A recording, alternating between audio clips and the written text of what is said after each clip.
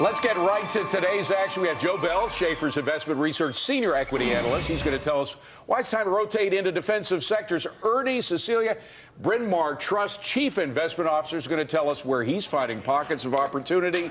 And Larry Shover joining us from the pits of the CME. Larry, I want to talk about a stock we're going to be talking about very soon, LinkedIn. They're about to come out with their financials. You have it on an outperform list. Why do you think it's going to do so well? I think it's got a lot of potential. Let's start with Talent Solutions. I mean, that's part of their subscription-based model for corporate clients. As of the end of February, maybe their subscriptions were 24,000. When you think about global reach, I mean, they have just an exponential amount of potential with that model. Secondly, I really like their all-you-can-eat subscription-based model with their enterprise business. That's got to be chewing away at the competition. I like the fact it's available in China. As you know, Facebook is not. LinkedIn is. Lastly, I like the fact that it's very unique data set. I mean, I visit LinkedIn every day, so it's almost prerogative that I will see what's going on in LinkedIn. I don't have to be attracted. It's already something I do. Great stock, got a lot of upside potential. You know, Joe, I know you can't talk about LinkedIn specifically, but talk about social media stocks. This has been such a debate back and forth today about the value of these types of investments. What do you say to the space itself?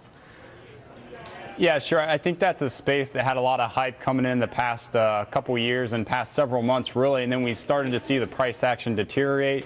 But what we've seen and continue to see is there's still been a lot of high expectations, and generally we think that sets the bar pretty high for them. So they really need to report good news for the investors to kind of come back into that space. But overall, I'd be a little bit leery. Ernie, you are overweight in healthcare stocks. Now, one of the best articles I read today in the Wall Street Journal was written by a doctor talking about how we're entering into a two-tiered health system where we're going to have the very rich and the poor and the middle class are going to get squeezed in the middle again.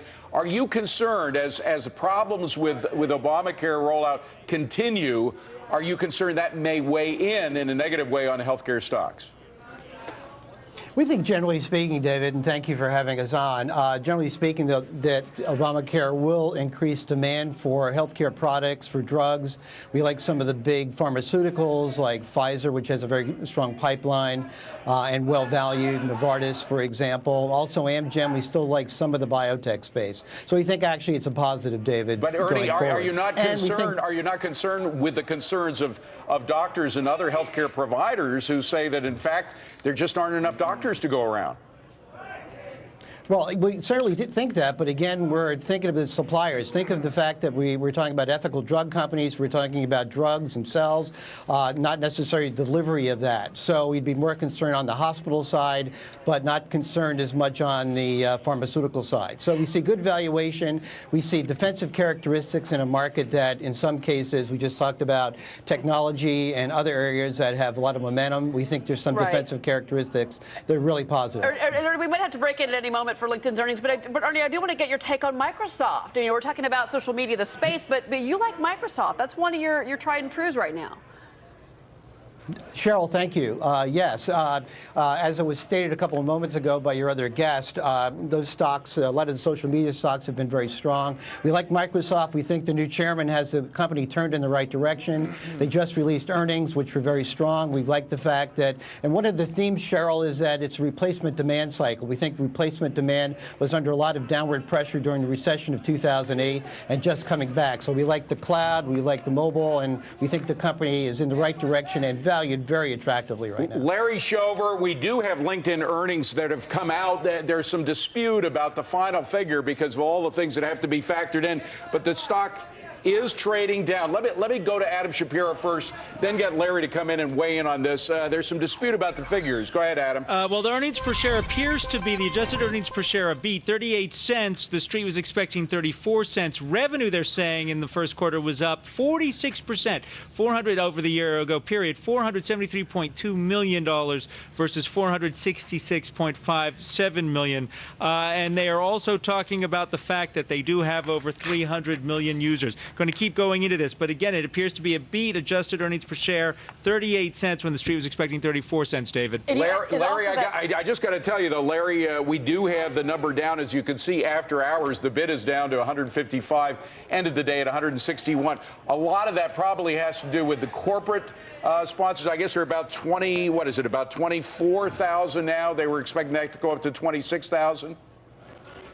Yeah, that's exactly right. And a lot of the revenue comes from that source. I think the street was really expecting a beat, especially at that corporate solutions part. But something I need to say is that when you look at the options prices before the stock closed, there was a tremendous amount of bullishness on the stock when you compare how much call demand there was to put demand. Sometimes that's counterintuitive. Some people just get scared and sell the stock. Long term, I do believe in the stock. Options implied volatility was implying a 12% move after the close, so probably a good time to get out your shopping cart and buy the stock. You know, we're going to be talking to Robert Peck in just a few moments about LinkedIn a little bit further, but, you know, Ernie, one of the question marks about a lot of the space and the social media space overall is user growth. And one of the big things I know we were looking for at LinkedIn was registered members. 300 million, as Adam Shapiro was just telling us, I mean, it's a decent jump, but it may not be, big enough to really convince the street that LinkedIn is kind of a longer term buy, when maybe you would tell me probably you've got Microsoft out there that I could buy that stock instead. Right. Right, Cheryl. And so the expectations are just so great for the social media stocks. Clearly, obviously, the landscape has changed. Social media will continue. However, the multiples that are built in and the expectations are so large. We think it's a market that's going to be more discriminate, more discerning on value. And we think companies like Microsoft, for example, which trading at a multiple close to the market, growing at double digit, and with a dividend yield about 15 basis points better than the 10-year, definitely stocks that will attract the rotation out of some of the higher multiple stocks. Well, Joe, you have been rotating out of the tech stocks. I'm wondering if the rally, today's rally, particularly in social media stocks, although after hours it's not hitting LinkedIn, whether the rally in social media has you double thinking that. No, not necessarily. When we talk about social media, they have been one of the biggest laggards among the tech space and really among the overall market. And you don't always want to catch that falling knife, especially when the other guys mentioned there's a lot of call buyers coming in, a lot of potential optimism on these names with perhaps poor price action. So, yeah, bigger picture, you want to see some money come back into tech and even small caps. But right now, investors as a whole have sort of rotated their money over to the utility space, a lot of the real estate investment trusts. Those are those risk-off trades. So right now, investors are telling us they're not necessarily wanting to get into those high beta, high-risk names. And right now, it's going and shifting over to those low-risk names that provide that dividend yield and less risk. And Joe, correct me if I'm wrong. I'm not sure if you mentioned energy yet, but if you look at the big energy names for 2014, really, the energy sector has been an incredible return for investors. I mean, whether it's nat gas or it's fracking, whatever's going on, that space has just been a nice payoff for all of us. Absolutely. When you look at the overall market, there has been some deterioration in the tech space of small caps. But if you're looking to get into specific equities or sectors, I really think the energy sector ETF XLE is a good representative. And if you're talking about individual stocks, ConocoPhillips, CON, and Halliburton HAL, strong trending. Both of those have pretty nice reactions to recent reports where they beat those expectations that have been extremely low. And then they've also recently taken out their former all-time high. So price action strong, a lot of doubt surrounding them. That's a bullish combination in our picture. All right, a lot covered, gentlemen. Thank you so much. Joe Bell and Ernie Cecilia, Larry Schober. We're going to see you, of course, in just a few minutes when the S&P futures close. Yeah. By the way, from the S&P futures closing, let's go back to Larry Schober, the pits of the CME. Larry, what do you see for Friday? On the surface, I sound like a broken record. The market seems quite content to remain between 1840 and 1880, with a couple exceptions. Right now, the non-farm payroll number tomorrow doesn't appear to be a big deal. We're going to see either below 150 or above 250 to change the narrative.